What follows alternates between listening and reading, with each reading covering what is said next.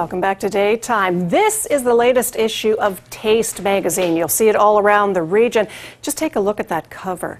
All the fresh fruit and the vegetables. It makes you think of spring. And here at Daytime, it makes us think of our very good friend, Lazaro Pacheco, who is back, who happens to be the gentleman responsible for that beautiful cover in Taste magazine. Congratulations to you. Thank you.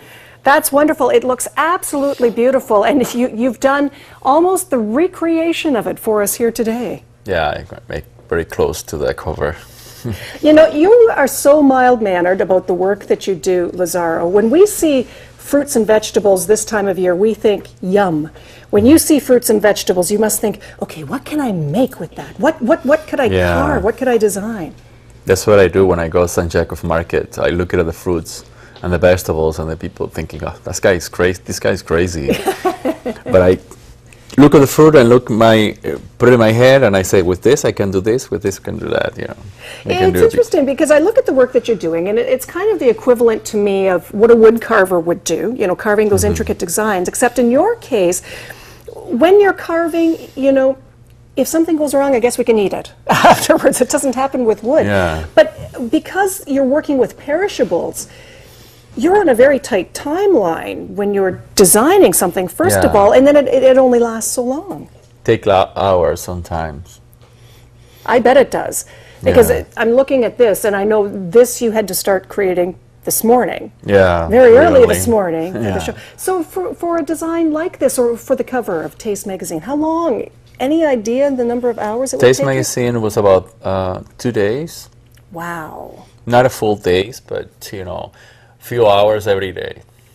So when you're coming up with creations, I know weddings are a popular choice when people are contacting you about, you know, coming up with a creation for them, or for, you know, a corporate function or something. You really have to be very cognizant of the time so that you can have it prepared just on time. Yeah. But the other thing I guess you have to think about is what's available. You know, you've got to start. Depend on the season. Exactly. Sometimes I don't have the fruit I need for, and I have to change my projects. So you can come up, I guess, with a preliminary design. Yeah. But after that, it all depends on when you go out to the farmer's market or when you're walking around, what's there, what's fresh, what looks great. What is good for decoration, to make roses, and not even the new vegetables. I looking for sometimes brand new ones. Like, I never do things with that, so I try it. Which is interesting for you because you come from Cuba, yes, and you moved to Canada 15 years ago. I remember you saying that when you came to Canada, all of a sudden you saw a lot of produce that you had never seen before. So as a fruit carver, that had to make your eyes go, wow. You know? Yeah, that's amazing for me. We don't have much fruit, but here there's a lot of fruit, and my imagination flow all over the place.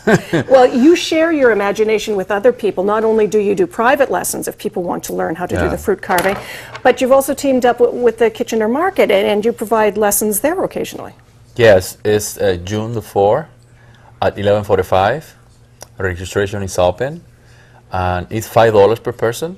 I think it's something very cheap to learn things like this. Now, don't think you're going to be coming away making one of these on your first attempt at fruit carving, but you'll be showing them the basics on what they can, how they can start to carve the fruit, and maybe get a little bit of your imagination and eye. I'm going to try to get a little bit of your imagination and eye right now. You have, we'd call it a cantaloupe or a muskmelon here, okay? So we're going to try to make a rose. So we just cut 1 inch down.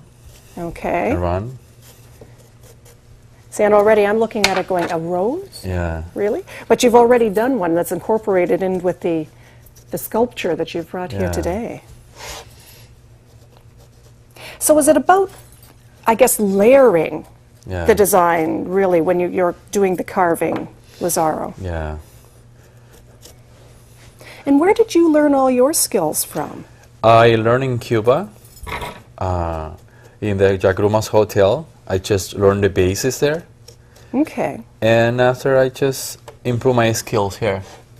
Most of the watermelons carving, I just went to the internet and get some ideas from other people who make the same I make. Right. Right.